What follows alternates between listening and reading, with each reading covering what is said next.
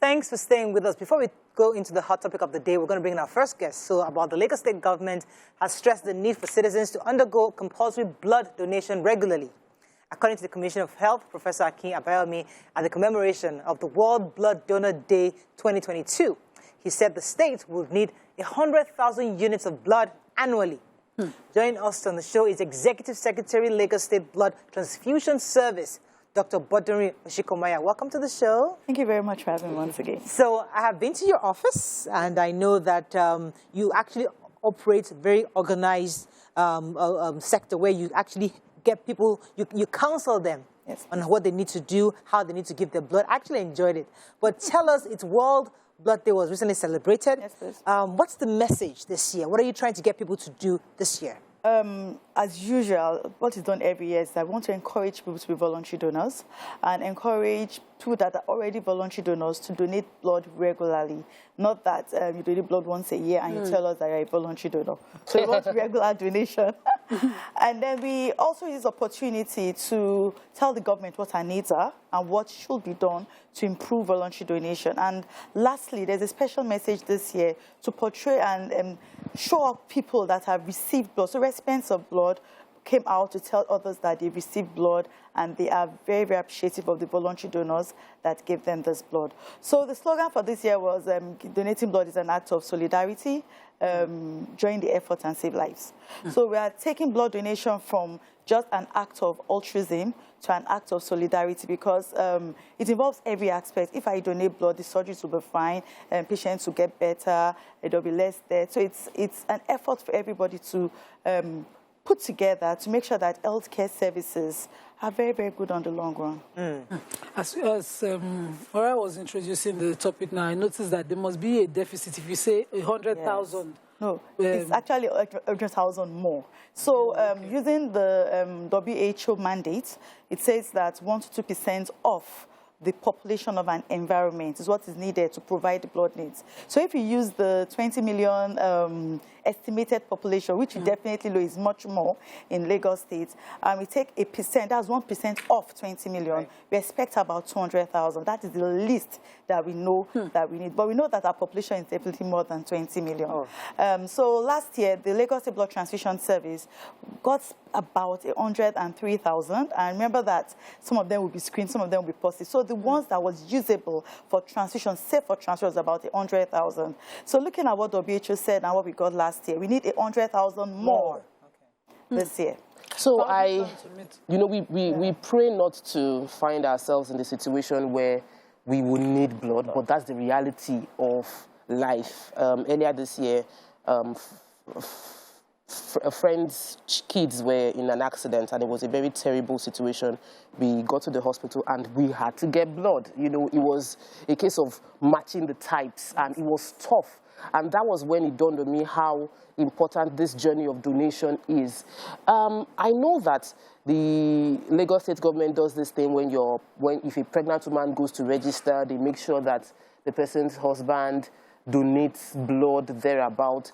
Has that been effective, and how can we create other sort of incentives or linking being in the hospital with donation? Okay, the act of husband donation is no longer existing in Lagos State. Oh. Thanks to SERAP. SERAP came in. We did not say they shouldn't donate, but what SERAP and the court injunction wanted is that they register first, they get health care, they receive health care, and then the husbands or family members can donate.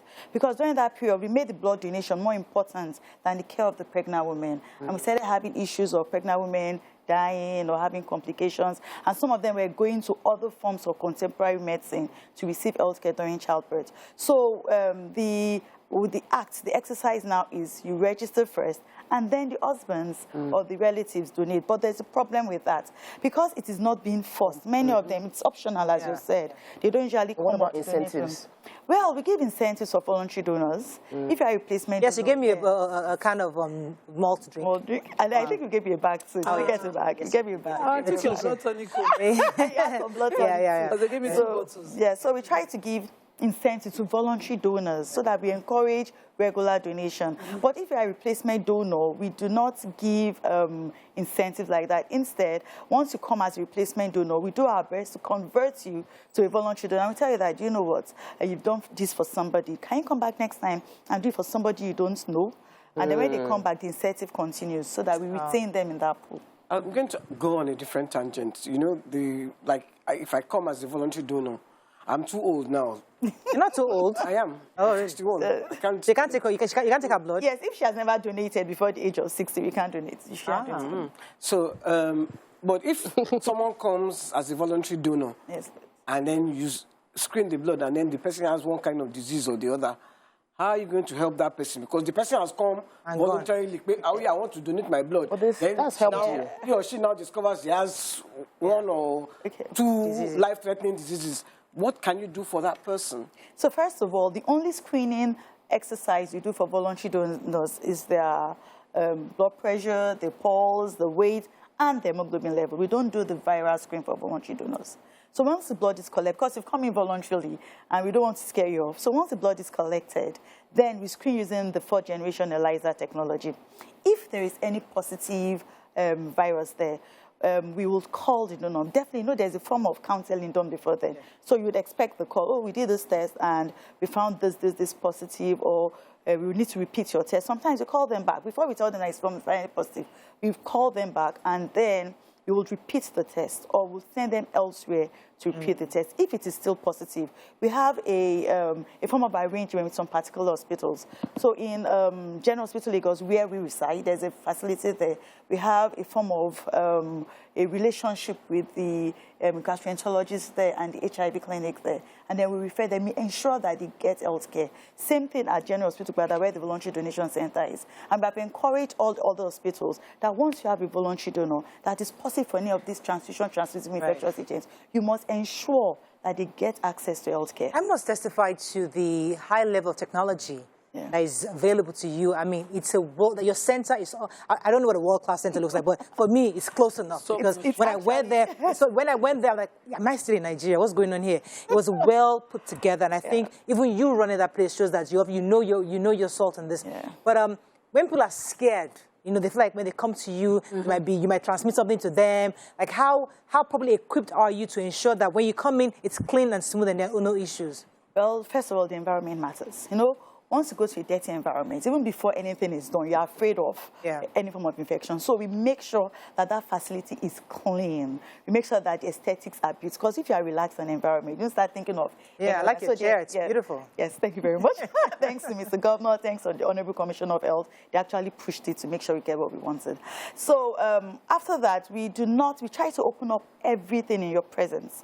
So... if you remember, the blood donation bags, we remove it in your presence. All the syringes, they're opened up in your presence. So you can see that we are trying to make sure that there is strict infection prevention and control measures.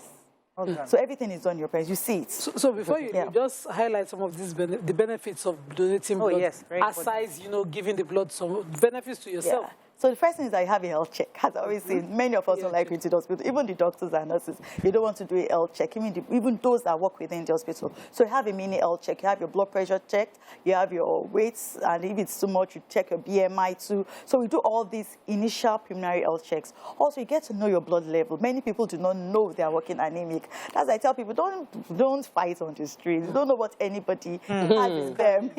So just leave everybody right. So you have an opportunity to have a health check. I remember that you answered a long set of questions. Hope you didn't get fed up with questions. So there are too many questions. You have to fill the forms. But every question is actually important. You want to know if you've had a fever recently. You want to know if you have treated malaria. You want to know if you had a tooth extraction. You want to know if you're in your menstrual period, you're pregnant, where's your last menstrual period. All these questions are very, very important. We also ask about some drugs I take. So it helps us to know your general clinical state. Apart from that, there are studies that say that those that donate blood regularly have a lower incidence of cardiac conditions, a lower incidence of cancers, and a lower incidence of liver conditions. The one that really makes me most happy is that makes me happiest is that if you donate blood regularly, you are fit. Oh, really? Many of us are. I can burn calories like that?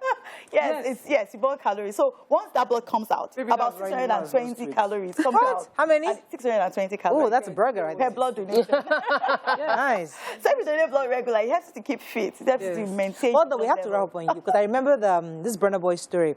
The gentleman that got shot. I saw the pictures online. They had blood transfusion. They needed a blood transfusion like immediately. And when I saw those blood packs, I'm like, you know what? Thank God somebody donated that blood. So I'm happy that their lives were saved. But thank you so much, madam. Such a pleasure having you. And please donate blood. I donated last year, as you said. We shouldn't be doing one-off. So I'll come back. I'll come back. I got a whole lot of blood. Don't worry, I'm going to give you blood. All right, let's go on a break. When we come back, so many things happening in Nigeria. Stay with us. We'll be right back.